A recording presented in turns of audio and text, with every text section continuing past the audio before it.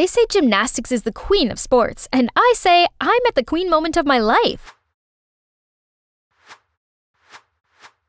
I made the perfect landing and earned the gold medal. As I strutted back to my spot, this man rushed over to me. "Your skills are impressive. I'm Nick, the Nationals coach, and I want you on my team." My ears began ringing, and my head felt like it was spinning, and I thought I was going to puke. The nausea wouldn't go away, while my super excited teammates kept pestering me. "Say yes, Kylie!" This chance is one in a lifetime. I can't take it anymore, so I opened the door. No, I don't want to have a man as a coach. I hate you. I hate men.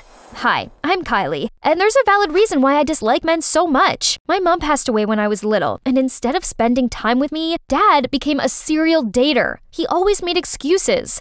"People can't live without love. You'll understand when you're older." If this is what love did to people, then I didn't want it. I swore to never fall in love. Nuh-uh. I went to an all-girls boarding school, and as the years passed by, my hatred towards men grew. Just being around that man smell made me feel dizzy and nauseous. At home, Dad was waiting for me with his typical Hulk look. "Kylie, why did you refuse to join the national team? Why turn down your dream?" My dream or yours? As if you care. You were never there for me. "That's your future, Kylie." I'll be fine. No way universities would turn down my talent. "But what if you couldn't graduate?" Dad, my grades might be bad, but I'm not that dumb. "No, my business isn't doing so well. I can't afford your tuition fees anymore. You'll have to move back home." What? If I don't graduate, then I can't go to uni. If I can't go to uni, then I can't find a job. And if— "There's still this scholarship offer from another school for you to consider, though." I immediately agreed to it. I couldn't sit here watching Dad flush away my dreams with his incompetence. Yeah, a new environment might be a bit challenging, but I'm a tough girl. I can do this. Only the next day, Dad dropped me off at a fortress-like building that was, apparently, my new school. And to add more to the problem, standing there to greet me was a boy. Ugh! Now I officially had bad vibes about this place. I reluctantly followed him to the vice principal's office, and I had to sit there with my mouth covered. He pushed a form towards me. "You don't look so well. Just let's get this done quickly. Please sign here." Then the vice principal reached out for a handshake. "Welcome to St. John's All-Boys High School." Sorry?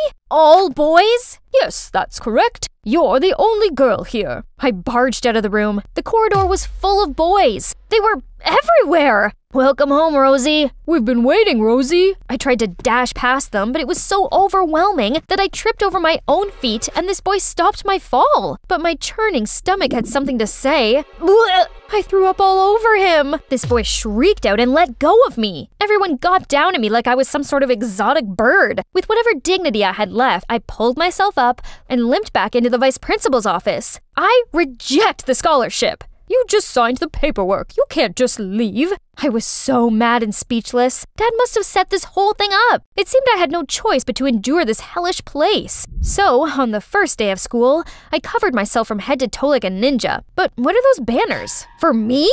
I went into the classroom trying to not throw up. This place was seriously weird. I didn't sing, and I wasn't called Rosie. When the teacher told me to introduce myself, I decided to use this opportunity to set some ground rules. My name is Kylie. I don't sing, and you're all gross. I demand that you stay at least 6 feet away from me at all times, else I will backflip kick you into another dimension. To my surprise, the students weren't intimidated. Instead, they all applauded and wolf whistled me. Ugh, I hate boys. I trudged over to my seat and was about to sit down, but then someone kicked my chair away. I turned to glare at the culprit. Oh, it was the boy I puked on yesterday. "Stay away. I don't want any more vomit on me." "Kylie and Jerry are both new students, so help them settle in, everyone." "So, Jerry, huh?" He glared back at me in the midst of all the Cheshire cat grins from the other schoolboys. Oh, this is gonna be hell. After class, the boys followed me every step, so I had to do a somersault to get away, but that only made them cheer louder. I rushed back to my dorm, but the situation was not better. Had they never seen a girl before? I locked myself in my room every night and only left to make a quick dash to the canteen for food. After a week of living like this, I was so not okay. I was miserable in class and lonely at night. One evening, I was scrolling through my phone when I saw a hiring post from a cafe near my old school. If I had a job after school, I could avoid the weird boys and hang around with my old friends. So I applied for the job, easily got hired, feeling all excited until I bumped into Jerry. Why are you here? I hurried out of the kitchen. What to do now? is this jerk haunting me or something? But I really needed this job, so I stuffed a piece of paper into Jerry's locker, saying that as we both snuck out of the dorm to work, let's keep this secret together. And surprisingly, he agreed to that. But that wasn't the only problem. I encountered a slippery issue. Having butterfingers. I spilled coffee all over the floor, then slipped on it, dropped a cake on some woman's lap, and man, the amount of cups I've broken. I begged the owner to give me one last try as a baker, but the final products were horrifying. I was feeling disappointed when I heard someone say, "Classmate, need any help?" Oh, Jerry and his man smell. I rushed to the bathroom. "Is everything okay in there?" "I'm okay. Just stay there. I'm allergic to men." I heard Jerry laugh, so I explained to him how I was being deadly serious, and being around men made me nauseous. "Oh, so that's why you threw up on me that day? Hey, maybe I can help you with your job." "Yes, and no, I don't need your help." "I'm not doing this for you. Oh God, what are those? Reds?" "I know, it's horrible. Please stop." "Kylie, as a devoted employee of this cafe, I insist on doing this for the customer's safety." On hearing this, I agreed to let Jerry help me. Thanks to his remote directing, I finally made a successful batch of bread and managed to keep my job. Since then, we have become a lot closer. Jerry had this idea to cure my allergy to men. He slowly let me approach boys at my own comfort level. At the cafe, he encouraged me to take the orders from male customers. At school, he helped me study in a group with some of his friends. At first, I was wary of them, but I guess they weren't so bad. Not only that, they also threw me a Boys 101 intervention where they humorously analyzed boys' behaviors to help me get along. From how boys greet, "Yo, what's up?" how they posed for cool photos, to the way a typical boy flirted. "Are you a parking ticket? As you've got fine written all over you." "That's how you flirt with girls?" Hilarious! "You don't like it? But what if I tell you I was being serious? I like you, Kylie." I immediately covered my mouth, but not because I felt nauseous. What should I do? Say yes, or... Suddenly my phone rang. It was Dad. "How's school, sweetie? Got a boyfriend yet?" That's all he cared about? Right. That reminded me that all this was just Dad's setup and I can't give him what he wants. "No boyfriend!" I yelled, then hung up. I turned around to tell Jerry to stop joking around, but the boys were already pinning him to the ground. "How dare you flirt with Rosie?" "She's mine, not yours." "Stop!" I grabbed a magazine and declared, "I'll never date any of you, ever, because this is my type. Now, get out!" But the next morning, I arrived in class to see all of the schoolboys in wigs and dresses. They mobbed me, and thank God, Jerry dragged me out of there just in time. Don't you find them odd? They became extremely competitive around me and kept on calling me Rosie. Jerry said he didn't understand either. Something's very fishy about this whole scholarship thing. So we snuck into the administration office to see if my file held my answers. After searching for a while, I found it. But whoever was being described here was not me. I wasn't a straight-A student. I didn't sing nor play the guitar, and I wasn't a social butterfly. Then Jerry passed me a binder labeled Only Rosie. There was a school legend that when Rosie appeared, the only flower in the garden would bloom. Rosie's magic was so powerful that every male student would fight for her love. There really was a flower blooming in the garden, which means I was Rosie. So they only love me due to some rusty magic? I bet it's the same for you. I couldn't stay in this insane school any longer, so I went home and curled up in my room. On hearing a knock at the door, I peeked out and saw Jerry?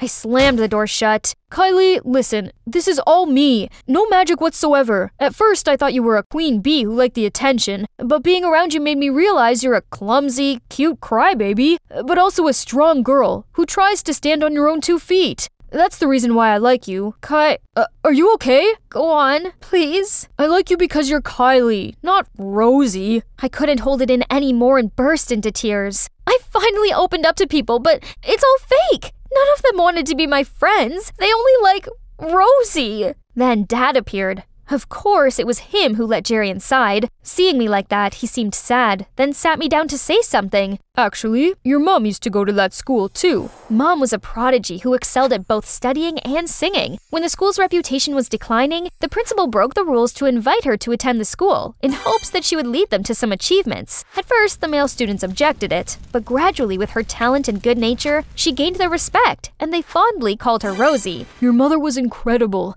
and I couldn't believe my luck when I won her heart. I felt so lost without her that I tried to fill the void. I jumped from one relationship to another, leaving you all alone. Only later did I realize I could still find joy in life even without Rosie by my side. Kylie, I risked sending you to that school because I wanted you to face your fear. Don't dismiss love just because of your painful past, like I did. I finally understood where Dad's behaviors came from, and I felt so sorry for him.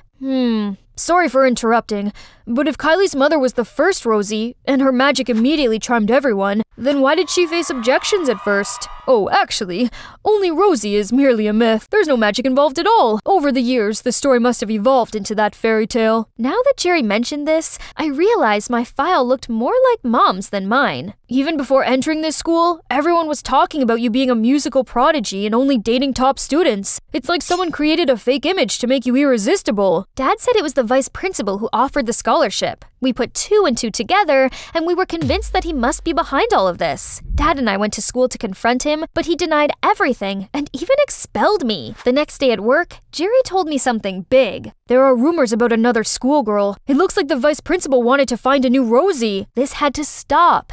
He couldn't keep on using girls like this. It was about time his lies were exposed. The 3 of us falsified tons of female students' applications and finally got selected. On the day of admission, Jerry disguised himself as a girl and me as a boy, then went to school together. All the boys gathered around Jerry and gawped at him like he was the new iPhone or something. Then the vice principal introduced him as their new female student, Jessie. Hi, I'm Jessie, and I want to tell you a secret. Then he started ripping off his wig in the most dramatic way ever, leaving all the students gasping in shock. What? You don't think I'm pretty? Poof! I gripped my stomach and tried to control my laughter. You're very pretty. Oh, silly. I'm not just a pretty face. I'm also a musical prodigy. Then he pulled out a violin and started making scratchy noises, deafening everyone. Not to mention, I'm a very delicate little flower. Then he broke the violin in half before everyone's terrified eyes. That's my cue to step in. I took off my disguise and pointed at Jerry. Sneaky little snake, you trying to steal my men?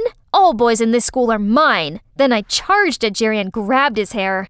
Why are you here? I've expelled you. Everyone was astonished to hear that and questioned the vice president about it. Then I waved the flower I was holding around. Guys, there is no only Rosie. This is the flower that heralds Rosie, and it looks pretty fake to me. The boys became even more heated towards the vice president. Fine, I did it. So what? Only Rosie is not real, as long as it works. I only did this to revive the school anyway. This school deserves a principal who's as dedicated as me, not a has-been who never even shows up and could have retired by now. He was hopelessly yelling while a group of disgruntled students dragged him outside. The rest ran over to me and said they missed me. So even among all the lies, our friendships were still real. And better still, I didn't feel dizzy or sick at all now. Everyone was here to cheer me on. The boys, Dad, and of course, my soon-to-be boyfriend, Jerry. We're not dating yet, 'cause girl gotta play hard to get.